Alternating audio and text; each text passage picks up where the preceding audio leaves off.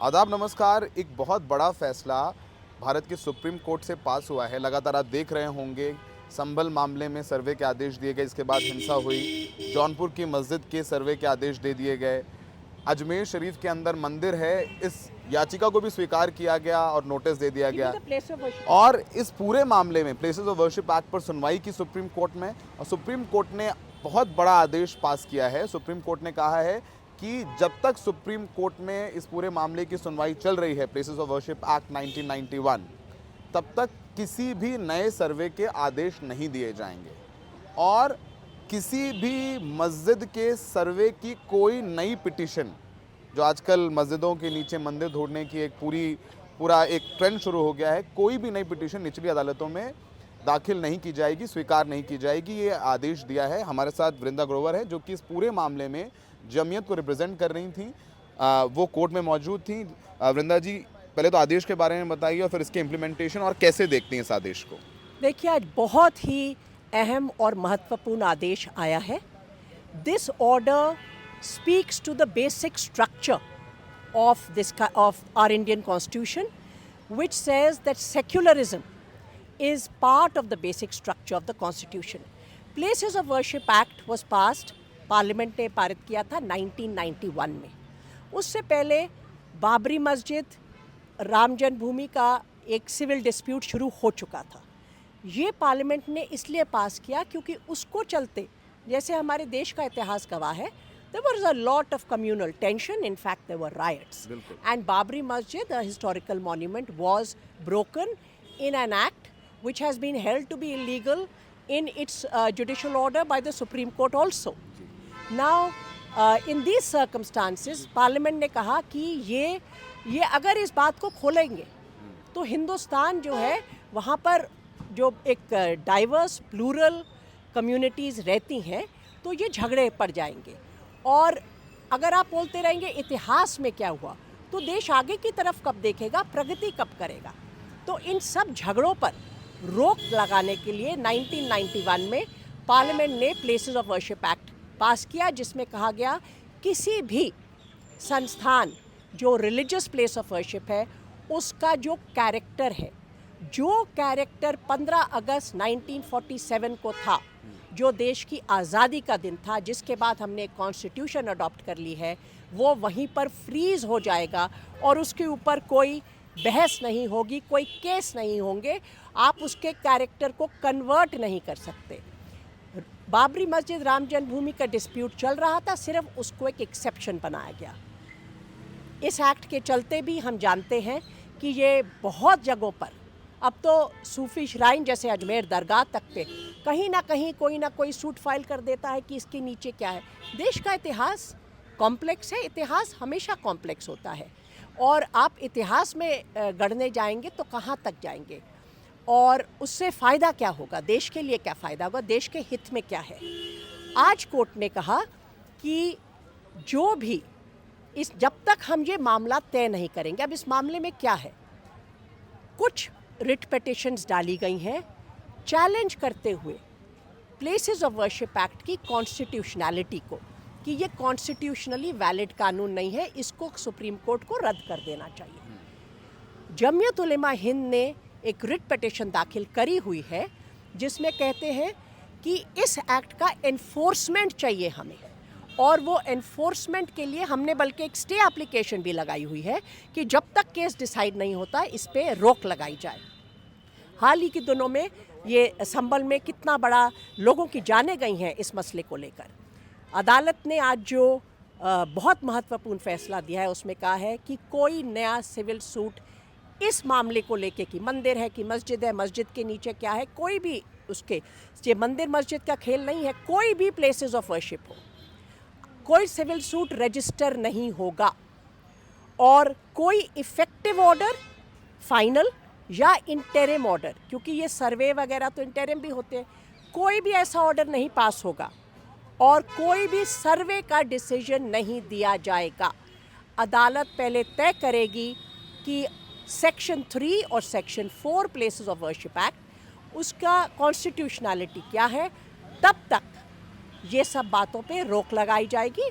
जब तक supreme court का फैसला नहीं आएगा। आप लोग भी अदालत से यही मांग कर रहे थे कि बिल्कुल। बहुत लगातार बिल्कुल। संभल के मुझे बाद लगता जौनपुर, है- फतेहपुर, बदायूं बिल्कुल। हर जगह ये जमीयत पिटिशन की फाइल तरफ कर से रहे हैं। हमारा स्टे एप्लीकेशन यही मांग कर रहा था, और मैं तो यहाँ तक कहूँगी कि इस देश का हर नागरिक जो इस देश का हित में सोचता है वो यही चाहेगा कि देश में जो ये गड़बड़ हो जाती है, जिससे तनाव होता है, लोगों की जानें जाती हैं, इन बातों को रोका जाए। इसमें कुछ वेस्टेड इंटरेस्ट का फ़ायदा होता है, देश का कोई हित नहीं है इसमें।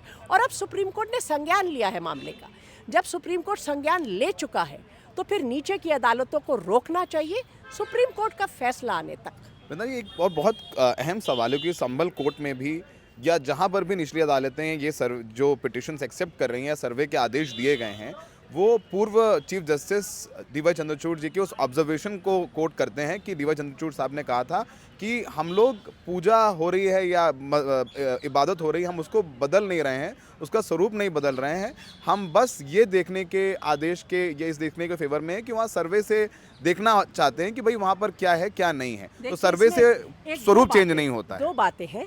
पहले तो कोई भी ओरल ऑब्जर्वेशन तो बहुत होती है अदालत में, उसका कुछ मायने नहीं होता है नीचे की अदालत में। तो ये तो आप जान के एक बात को पकड़ के, क्या किसी ऑर्डर में लिखा है? मैं शुरू से इस केस में पेश हो रही हूँ, ऐसे किसी भी ऑर्डर में कुछ नहीं लिखा हुआ।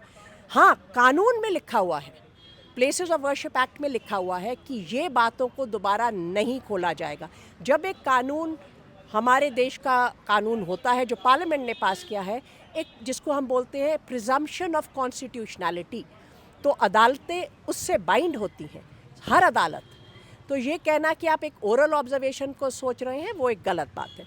दूसरा जो आपका सवाल था कि ये सर्वे की, भाई हम तो जानकारी कर रहे हैं। जिसको किसी ने लिखा कि ये क्या कोई क्यूरियोसिटी जुरिस्डिक्शन आप बना रहे हैं, आप क्यों सर्वे कर रहे हैं? आपका सर्वे का I would say this survey is in aid of what? ये सर्वे किस तरफ बढ़ता है?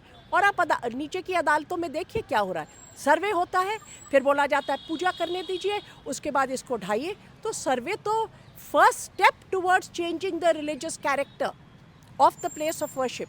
तो सर्वे पर तो रोक लगानी ही पड़ेगी। पहले आपको प्रिलिमिनरी इशू डिसाइड करना पड़ेगा कि क्या ये लॉ जो है प्लेसेस ऑफ वर्शिप एक्ट, क्या ये अप्लाई होता है? अगर अप्लाई होता है तो सर्वे अलाउ ही नहीं हो सकता, और आज अदालत ने उन सब बात पर रोक लगा दी है।